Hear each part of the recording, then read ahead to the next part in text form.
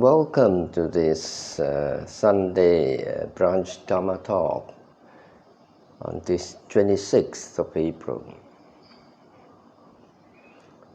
This morning I'm going to talk about contact, Phassa, in dependent origination.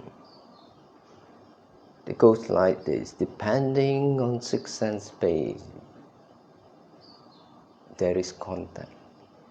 Depending on contact, feeling arises. Now, there is a definition for contact. When do contact happens? There must be three things happening. First of all, there is the sense object. Without a sense object, there is no contact. Secondly, there must be a sense base.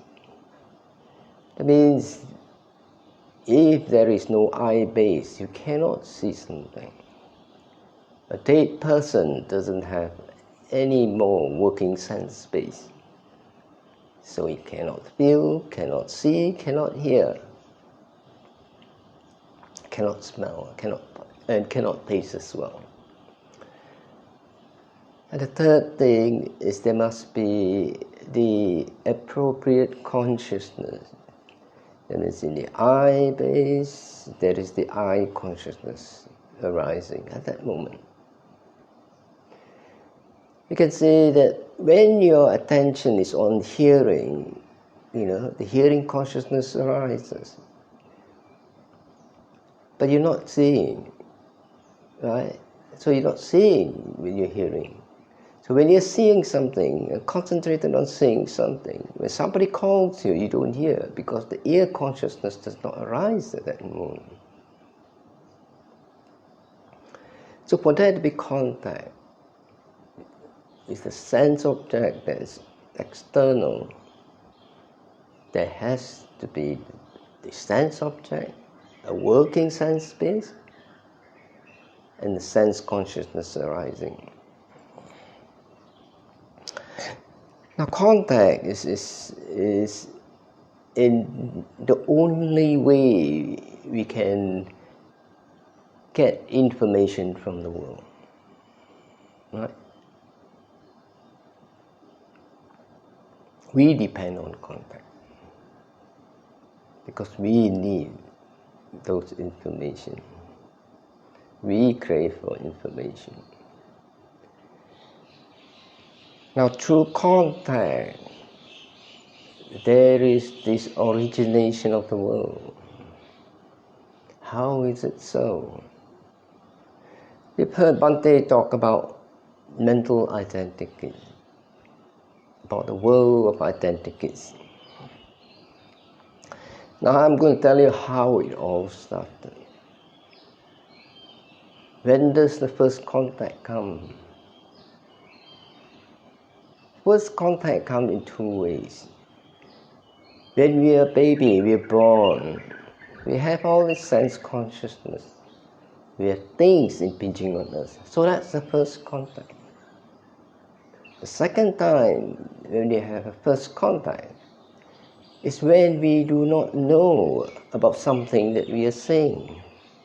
The first thing we ask is, what is this? What does it do? What is it made of? Or we say, who is this person? Where does it come from? What's his name? What's his job? Well, that's first contact. So from the first contact, we make up what I call an identity. Now, why do we make up all these identities? Why do we do that? Because in us, we have this seed of avijja. And what's this avijja? Avijja, you can say it is both an innocence and not knowing. Right? Ignorance is a very strong word. We have this innocence and not knowing.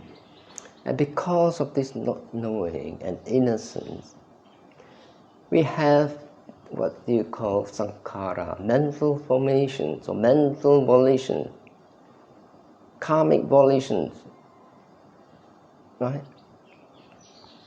Now these karmic volitions inherit from the past. What are they? They are our tendencies from the past. They are our cravings from the past. Yeah? And they are our will. When craving is very strong, it becomes our will. Craving for existence, craving for the next life, becomes the will to live. Craving to know becomes the will to know. Craving for pleasure. So all these things, when it's in extreme form, becomes our will. So in earth, in our society, there is always this will to know, craving to know, what is this? What is beyond this? What's the origin of the universe? What's the cause of this? Right? We want to know because we do not know. Right? And then there's this craving for existence, craving for pleasure. So our life is just driven by these two. So all our effort is towards the will to know what's in Mars. Can we live in moon? Or can we live on the moon?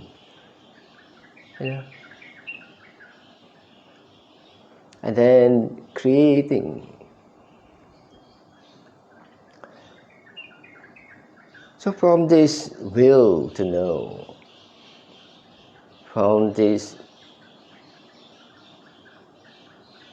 craving for existence, we have this consciousness.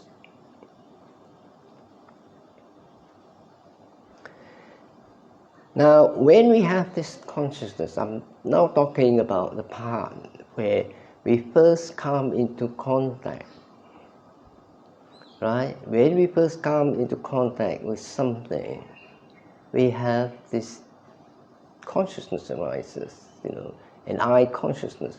As soon as the eye seizes it, that this eye consciousness arising, the mind works on it.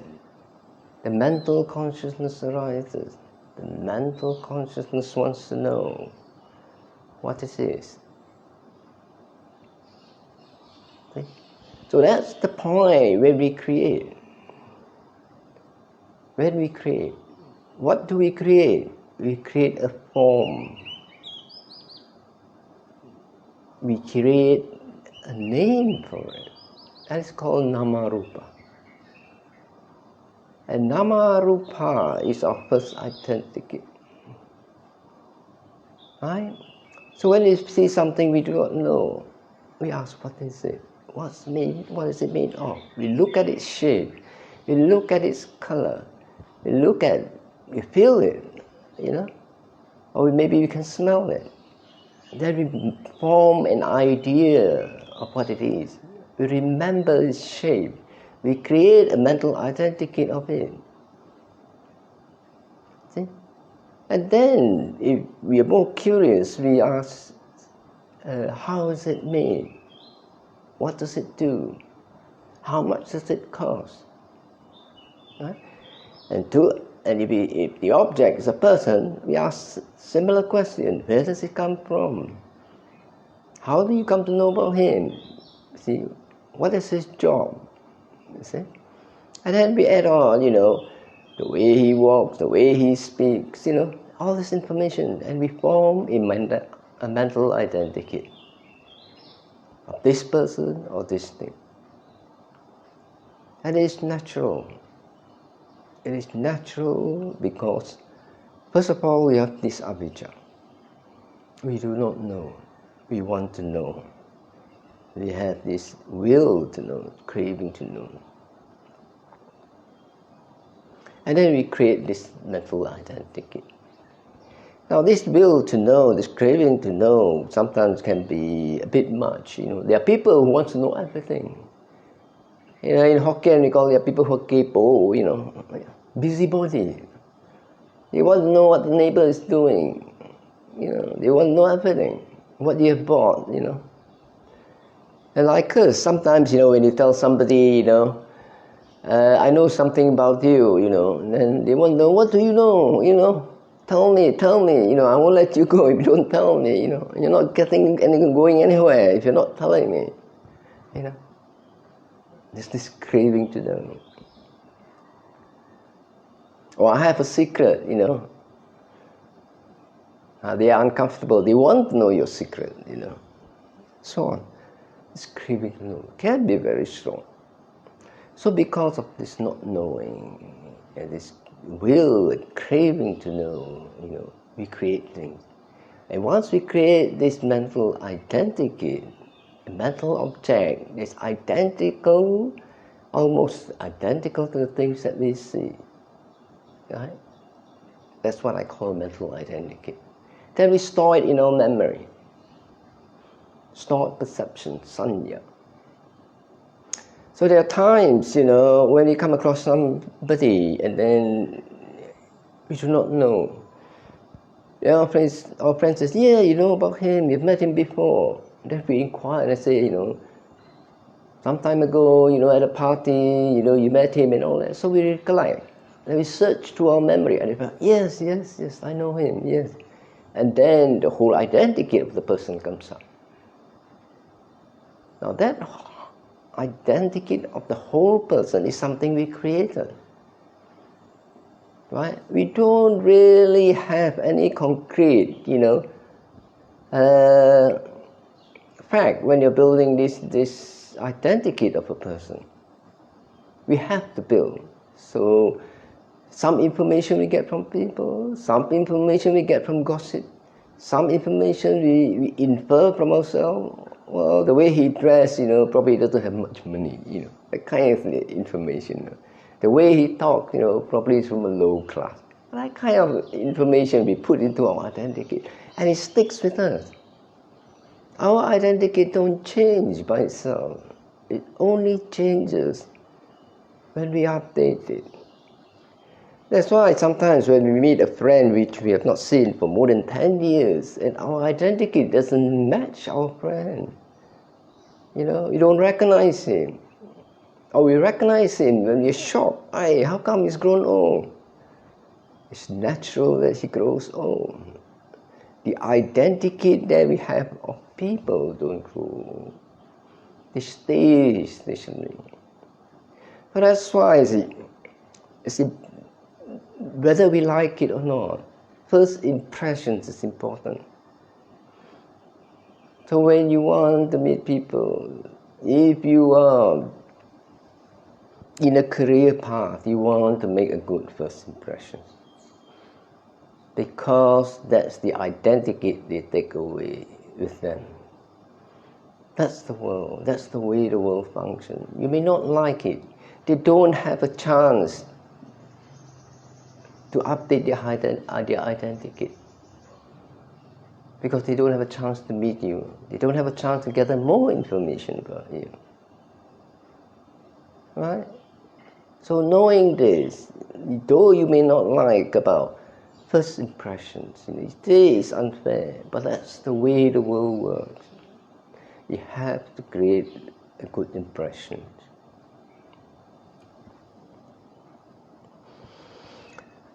So when we are a baby, you know, we start creating all this identity. Oh yes, this is something that can be eaten. This is something that cannot be eaten. Right? This tastes good. This tastes awful. Then we learn about climbing the stairs, you know, sliding down the stairs, you know. So we start building up a picture of our world. A world of identity, that's it. That's what we create.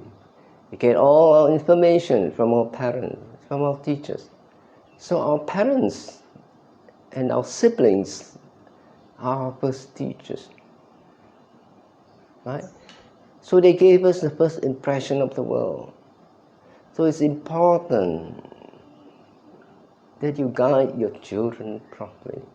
It's important that you behave properly because your children learn from you. They do not know. They are innocent. They are just building up identities, building up a view of the world, building up a way to behave. There's nowhere else. Teachers, religious teachers, schools, books, society. So we are conditioned in that way. So now you know that the world we see is the world of our own creation. From the very young, we may change our identities as we grow. We become a bit wiser. Oh, that is prejudicial. That is unfair. Right? That is discrimination. So we change. We change and create a better identity. But we can't change all of them. We can only change the ones that we are aware of, which is unskillful. And that's where the mindfulness comes in. If we are not mindful, we are prejudiced. We will be prejudiced all our life. If we are not mindful and aware that we are stingy, we will be stingy throughout life. If we are not aware or mindful that we are vindictive, we are vindictive throughout our life. If you're not aware that we create all these identities that creates all these feelings, we create the person we hate, we create the person we don't want to be generous with. And that's all the identities that we create. So when we grow up, we live in this world. So people vary depending on the tendencies. And that tendencies comes from the past. And that tendency is also developed within this life. So the way we see our world depends on our previous karma and our surrounding environment which conditions us.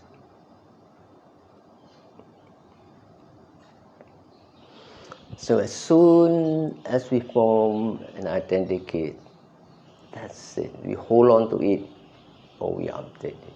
That's it. And how do we live? The moment we have contact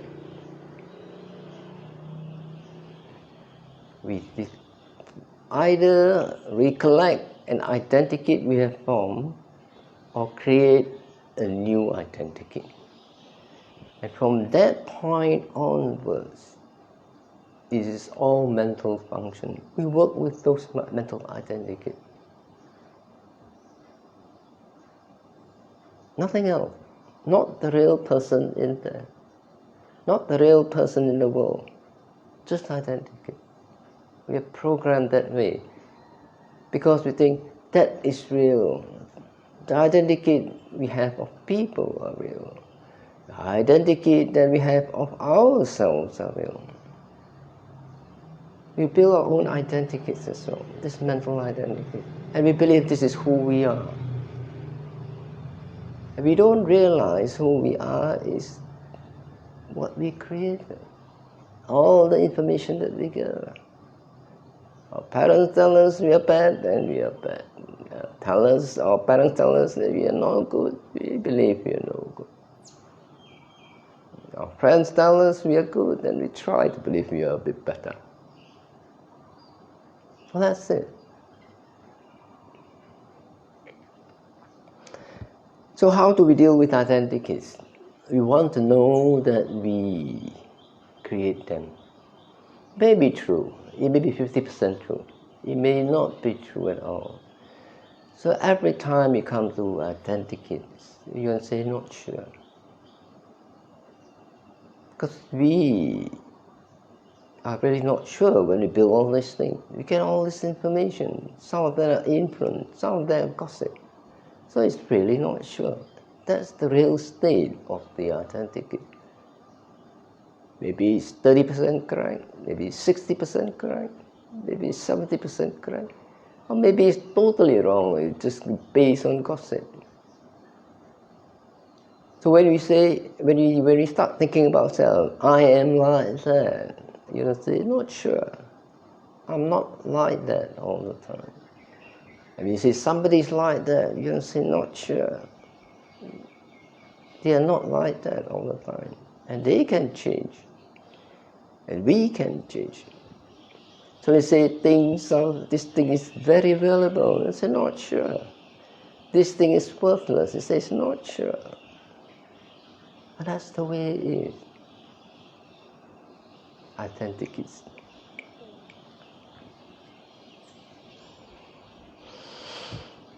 So from the moment we come into contact with authenticity, we either create them or recollect them. So we live in this world of authenticity, it's nothing else. We live in the world of our own creation. Everybody lives in their own world. When that happens, there are bound to be clashes. What we consider as important, other people consider as not important.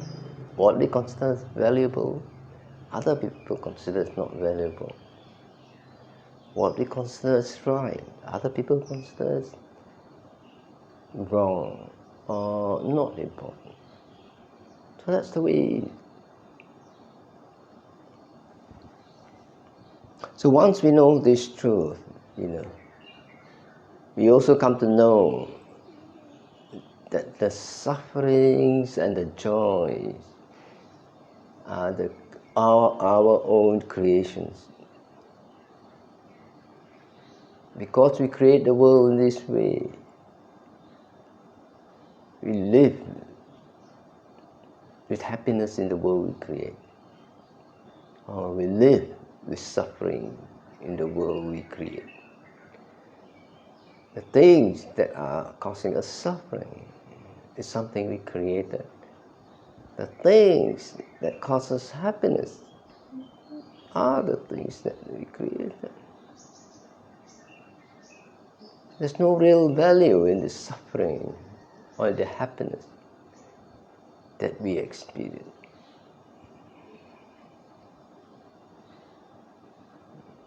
It's not real. If you take it to extreme, it's similar to the suffering and happiness of a crazy person. They create something and they're happy with it. They create something and then they cry and they suffer with it. Taking to extremes is like that.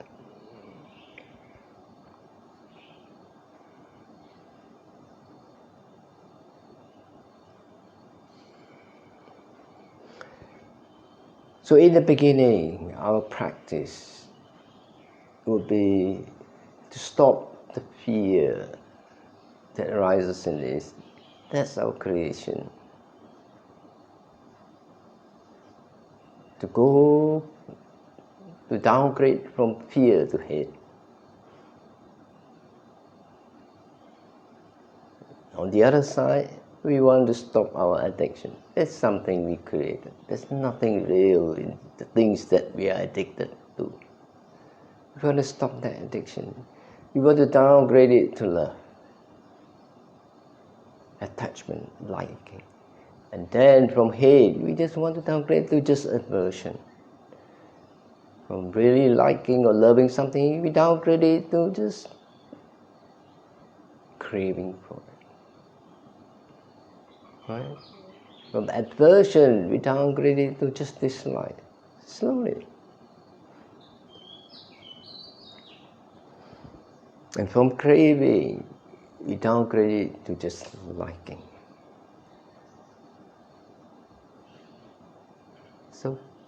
So we slowly go through all this process, working with the ones that are causing us problems.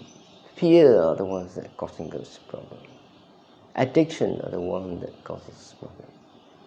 So we want to slowly reduce the intensity of those emotions to just likes and dislike. When we come to like and dislike, then we have a choice. It is not strong enough to force us to do something. So we can choose whether it's skillful to like, whether it's skillful to dislike. And with mindfulness, we can act correctly. So that's the path with mindfulness. But then there's another path which creates insight. The path of contemplation. Contemplation on the mental identities that we have created. When we contemplate on that, you want to know, first of all, they are not real, they are just mental identities. They are anatta. They have an absence of self. There's no essence in it. It is mentally created self. Anatta. The second thing that we want to know is that our identity is permanent, but the things in the world are impermanent. What we like is the identity. We think it remains that way. We think the person we love remains that way. They don't change. They do change in the world. They grow old, or their feeling changes. Their ideas changes. Their attitude changes. No, that's impermanent, anicca. And the last one is dukkha. Anything that we hold on to causes suffering. Because as soon as we hold on to something, we are protective of it. As soon as we hold on to something, when we want to be near it, as soon as we hold on to something, if we are separate from it, we long for it, and that causes us suffering.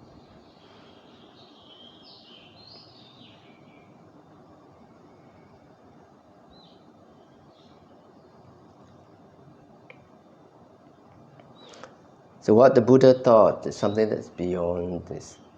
Come to understand our world. When we come to understand and see the world,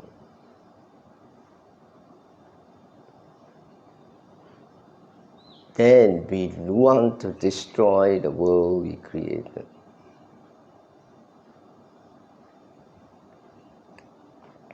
We want to destroy all this mental identity because they are not real. They are prejudice. So when we do destroy them, then we come to interact with real things in the real world. We come to interact with people. We come to see who they are at that particular moment. Not who we think they are. We come to see at that particular moment whether they are, whatever they say is skillful.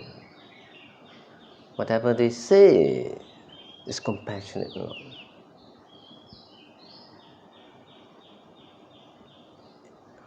In that way, we are living in the moment, experiencing the moment,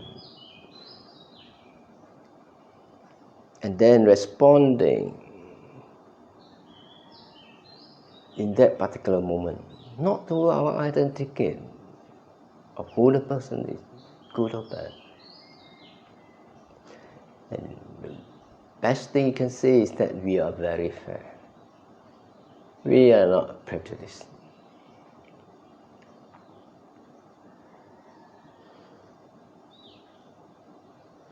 So you want to reflect what Bhante has said and think about it. and then not hold on too strongly to the identities. And if your identities are unskillful, change it. Right? Okay. Now I'm going to chant the transference of merit, so you can transfer the merit to your departed relatives and gain bonus merit. Yatha varivaha pura paripurinti sahagaram evam eva itu dinam pethanam upakapati ichitam patitam tumham kipam iva samijatu sape purentu sankapa chando panaraso yatha manijoti raso yatha Sapi diyo vivajantu sabarogo vinasatu mate pawan wantarayo sukhi dikayuko bawa apiwa tanasili sanicam buddha pacayino Cattaro dhamma vatanti ayuvano sukhang Palang bhavatu sabba mangalang rakhantu sabba devata sabba buddhanupavena satha choti bhavantu te bhavatu sabba mangalang rakhantu sabba devata sabba dhammanupavena satha choti Antu te bhavatu sabba mangalang rakhantu sabba devata sabba sanghanu bhavena satha soti bhavantu